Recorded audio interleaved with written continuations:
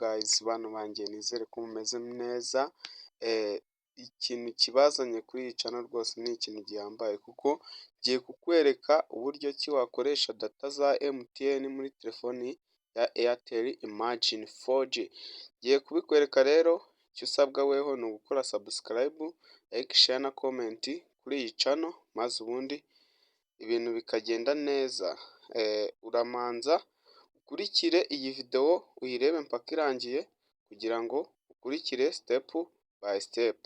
Rero nuko nguko ngiye kubikora, nawe urabikora kuri telefoni yawe nimba ufite Airtel Imagine 4G, nuko birahita bigenda neza.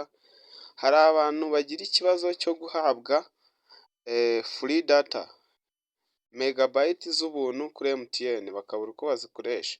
Rero ngiye kukwereka uko wazikoresha. Ni ibintu byoroshye cyane. Uraza aha muri setting za telefone. Telefoni yose ya Airtel iba ifite setting imeze gutya. Uraza ukande hano handitse network and internet. Nurangiza uhita hano ahangaha handitse sims. Mwese muri kuhabona handitse sims, wakande. Uhita hano kuri Airtel wakande. Nurangiza gukanda hano kuri Airtel uhite urabona ko aka kantu kari kureba hano, uraza uyitaninge off gutya. Urabona ko hano hejuru yahise igenda. Nurangiza usubire inyuma. Nurangiza aha handitse ngo internet, ahangaha uhakanda. Dore bari kukwereka ko internet iri kuri MTN Rwanda Cell. Uze ukande kuri kano kantu kameze nk'akagufuri kazengurutse, aka ko hejuru aha kuri uru ruhande rwo hejuru, uze uhakande. Ubona ko simukadi yifunze. Nurangiza utegereze akanya. Simukadi urabona ko ibaye connected.